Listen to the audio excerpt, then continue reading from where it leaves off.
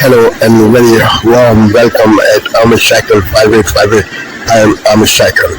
Foreign news have been reported by American, European, Asian, African, Australian news channels and the news agencies. So please let's go to the headlines. Watch newscast now streaming same day with all the breaking news of the day on Disney Plus. Most watched, most trusted. Now on Disney Plus every night. Tonight, the breaking news, the chilling new details of the disappearance of Today Show host Savannah Guthrie's mother. Authorities believe 84-year-old Nancy Guthrie was taken from her Tucson home against her will during the night. What we're now learning and questions tonight about DNA, about any potential surveillance video, a missing camera in front of the home. Tonight, the sheriff is asked about reports of any possible ransom demands and whether Savannah Guthrie's mother was targeted. What they're now saying, and more than 60 hours after she was taken, growing concern tonight about the critical medication left behind.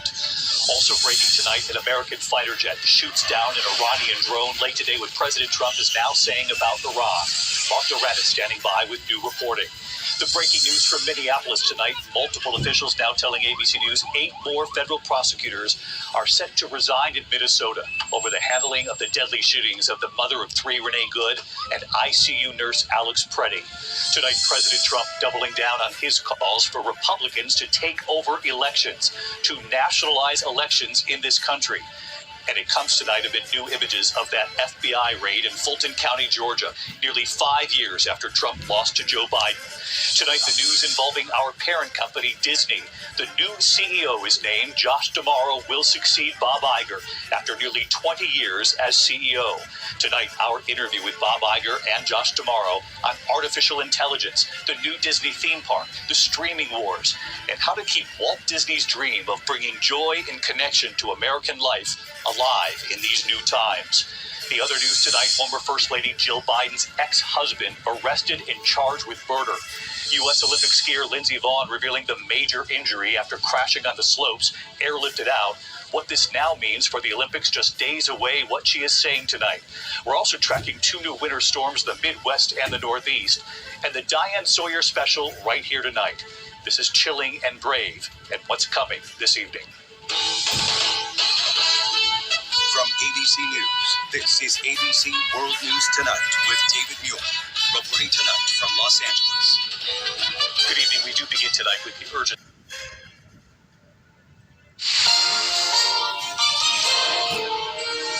On this Tuesday night, tragedy strikes the hockey world. This is just such another big blow to our community. The tributes to 3 teenage hockey players killed in a crash. Police probe a powerful British politician now under investigation because of his ties to Jeffrey Epstein. The desperate search for the mother of Today Show host Savannah Guthrie. Job number 1 is we gotta find her. Reports of ransom notes, what police are revealing, and the details they're now retracting.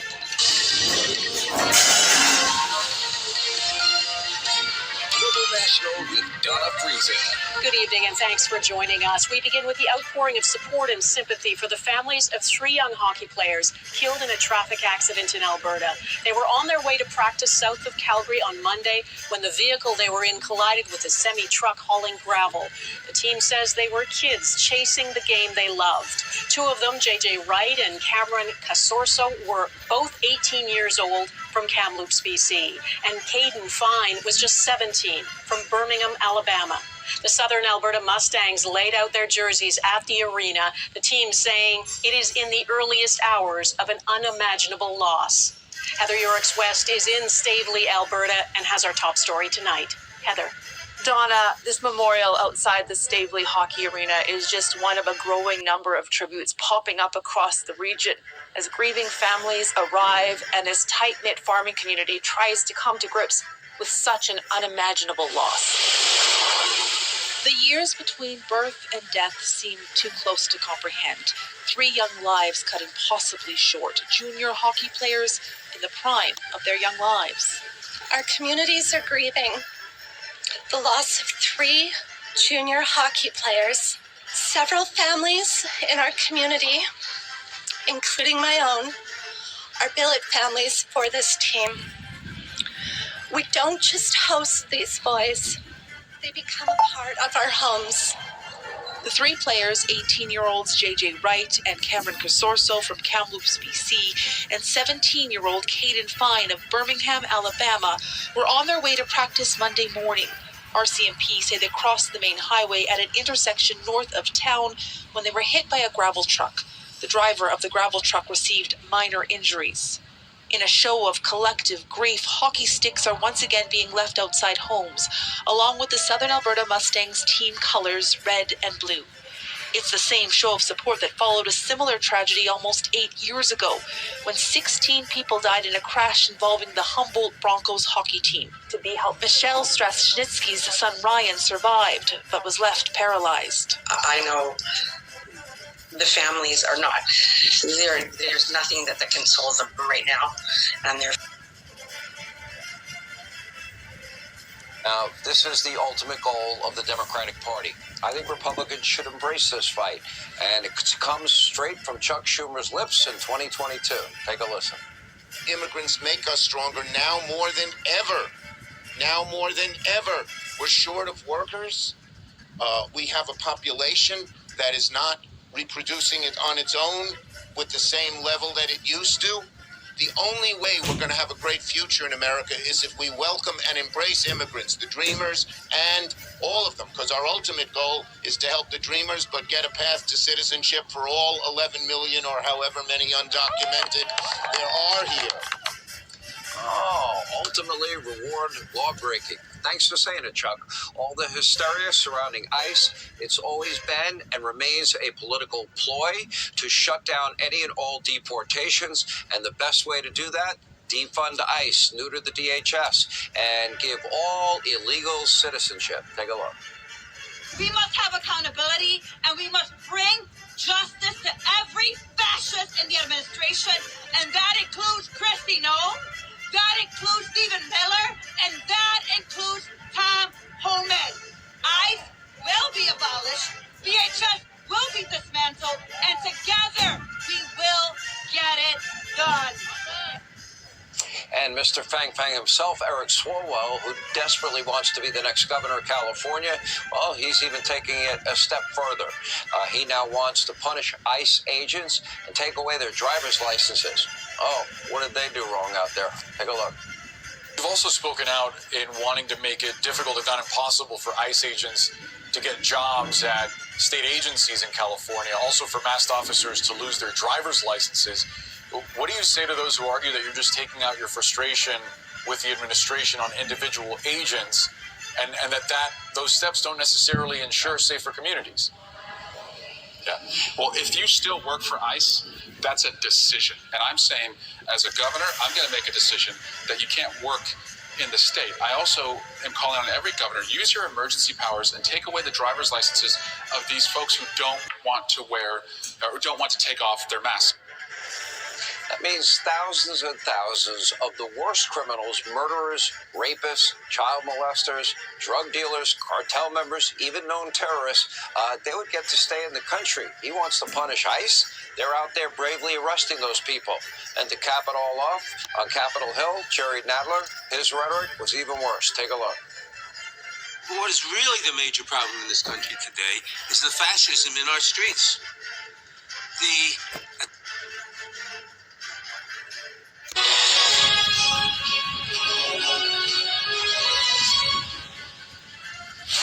Hello, you're watching Sky News. I'm Nick Qureshi. Here are the headlines.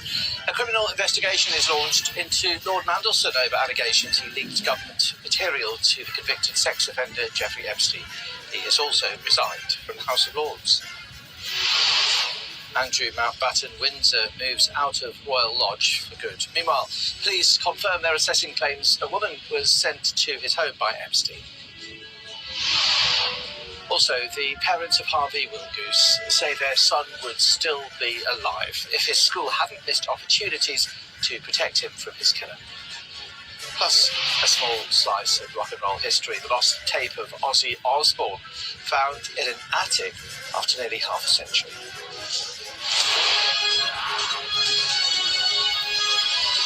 Hello, thank you for joining us here on Sky News.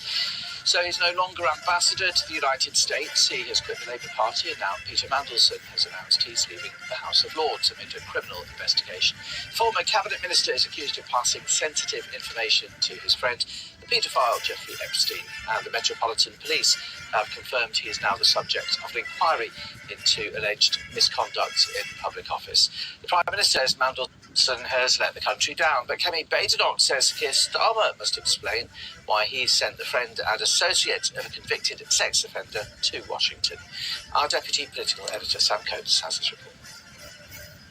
Gone the first time, gone the second time, gone for good. Clerk of the Parliament has today received notification from Lord Mandelson of his intention to retire from the House.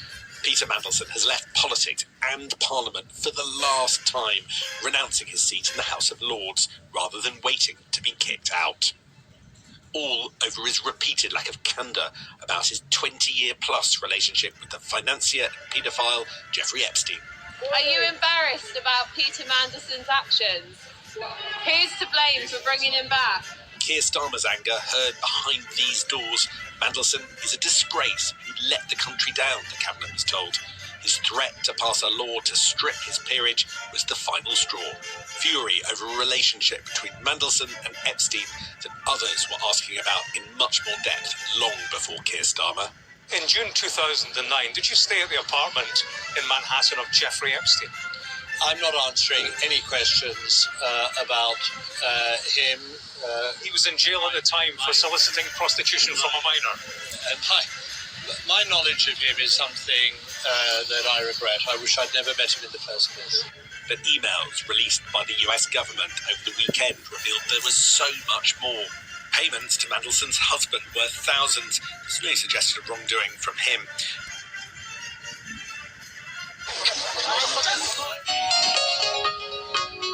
Africa News. The news. Kisangani Airport in northeastern DR Congo is a strategic takeoff point for the Congolese armed forces.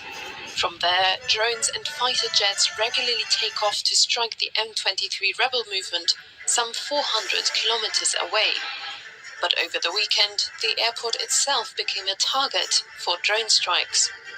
In the night from Saturday to Sunday, explosions echoed around the airport, causing panic with some residents. The provincial government confirmed the attack on Monday and said that no casualties had been reported. So far, it is not confirmed whether the strikes were carried out by the M23 rebel movement, but authorities precautiously reinforced security around the zone and called upon residents to stay calm. No respite for Tunisia's opposition. A court has not only upheld but also prolonged an already hefty prison sentence for several leading opposition politicians. Among them is Rachid Ghannouchi, the leader of the opposition Islamist-leaning Ennahda party.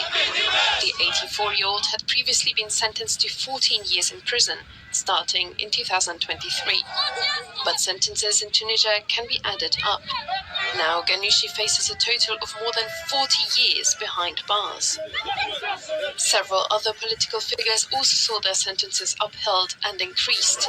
The sentences were pronounced as part of an ongoing mass case for conspiracy against several leading opponents of Tunisia's authoritarian president, Kais Saied. A total of 21 persons were charged in the conspiracy case.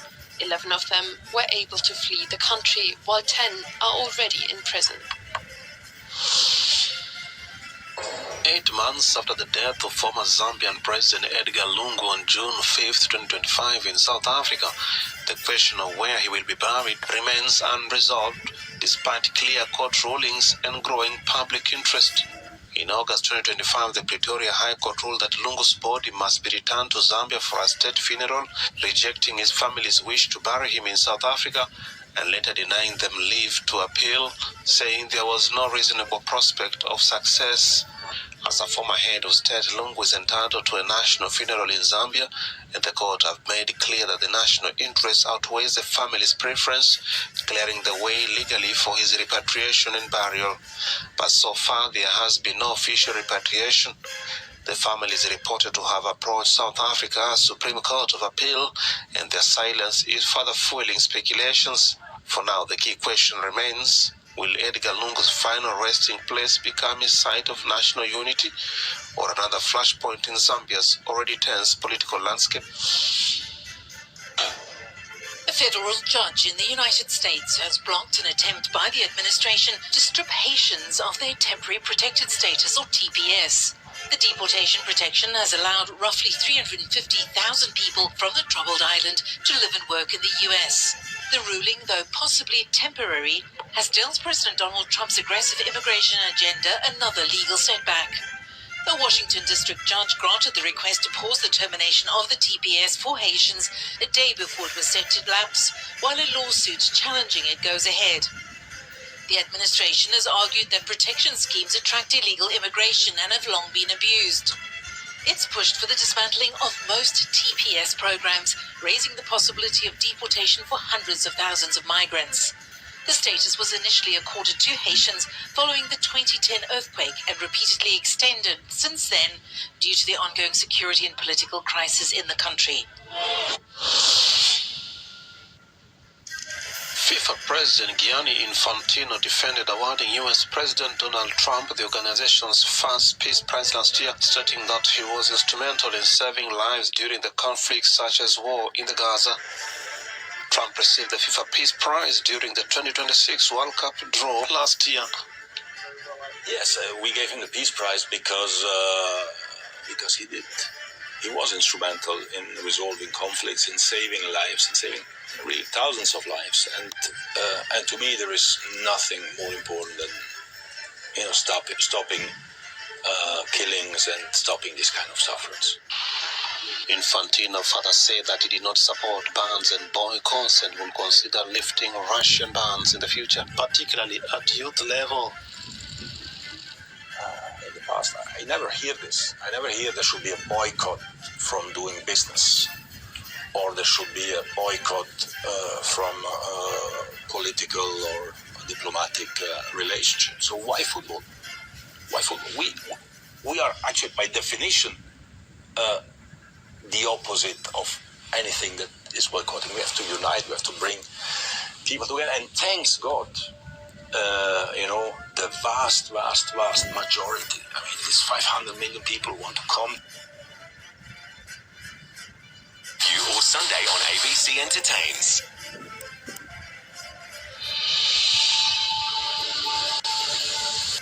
Today, the government looking to raise close to $2 billion by selling off 67 defence sites.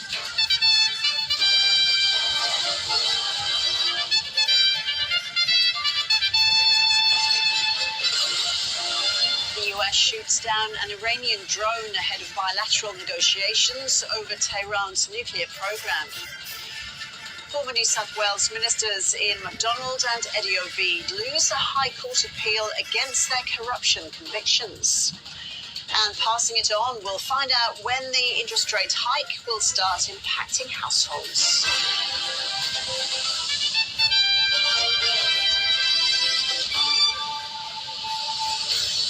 Hello and welcome to ABC News. I'm Ros Childs. The Albanese government has identified 67 defence sites for potential sale, aiming to unlock up to $1.8 billion as the Australian Defence Force moves to address critical capability gaps and redirect investment towards northern bases and infrastructure supporting the AUKUS programme. Defence and National Security correspondent Olivia Casely joins us now with more. Hi, Liv. So what's behind the sell-off? Well, this is all about delivering better value for the taxpayer. So currently, the Australian government and the Australian Defence Force has a sprawling defence estate portfolio with properties right across Australia. But a lot of them have fallen into major disrepair and are described in this report released today as essentially beyond economic repair. So we've seen this independent audit carried out, and it's identified 68 properties properties that could be sold off because they're not meeting any sort of important capability gaps.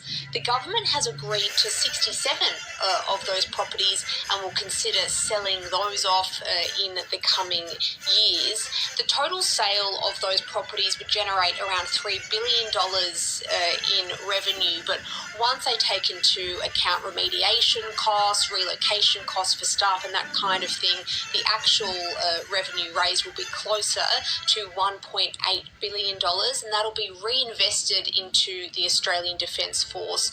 A lot of this audit has come about as a response of the Defence Strategic Review, which took a look at Australia's capabilities and really suggested that it needed to, relocate a lot of the bases northward and reprioritise that investment to the north of Australia. And we've seen major work underway at bases such as the RAF base Tyndall, which is in Katherine in the Northern Territory. So a lot of investment has been happening there.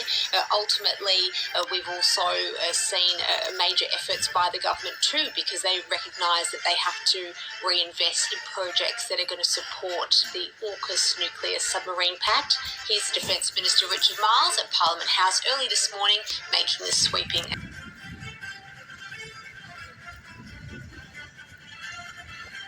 This is Asia Now. It's 12 p.m. in Singapore and Hong Kong, 9:30 New Delhi, 11 o'clock in Jakarta. I'm Genevieve Wu at this hour.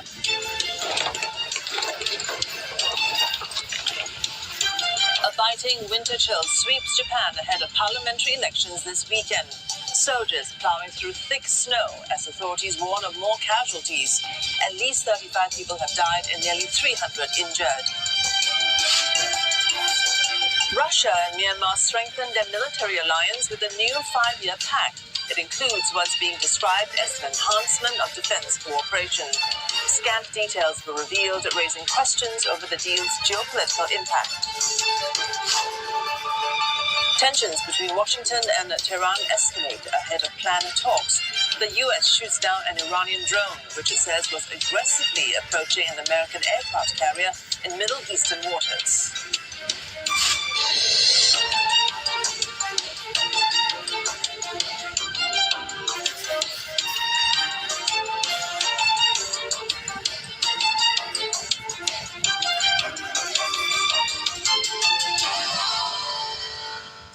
Parts of Japan are dealing with record-breaking snowfall ahead of this Sunday's parliamentary election.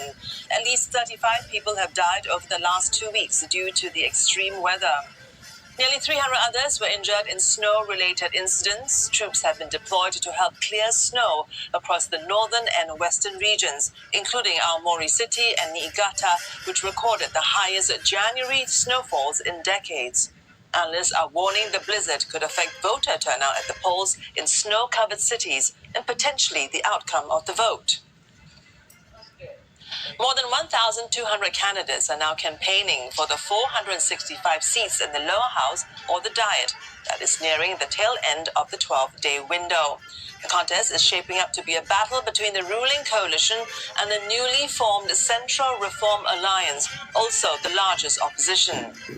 Surveys from local media indicate that Prime Minister Takaichi's Liberal Democratic Party is likely to score a landslide victory, with projections to win more than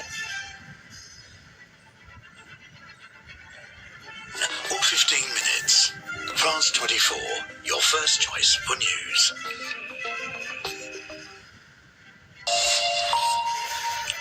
Hello, this is Night Watch here on France 24. The headlines. The US Navy shoots down an Iranian drone flying towards an aircraft carrier off the coast of Iran. The incident increasing tensions ahead of talks scheduled to take place between the two countries on Friday.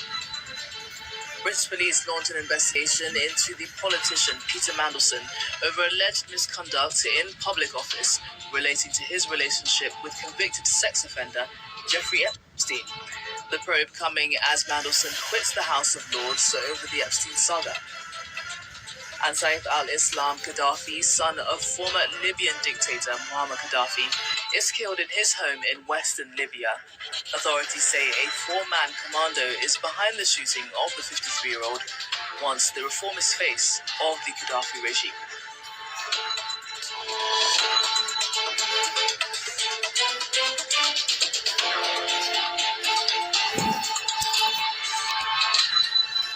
This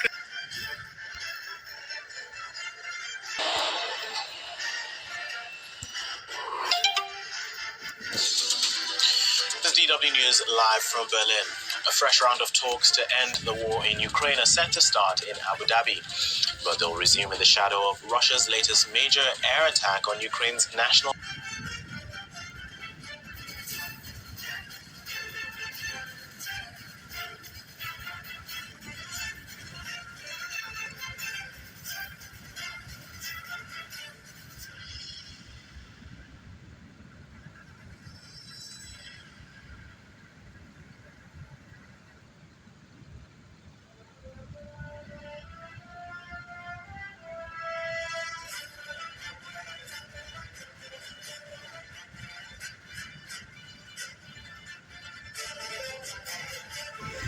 Thank you for watching Amish Shakil 5858. I am Amish Shakil. I hope you will visit again. Have a good life. Bye-bye.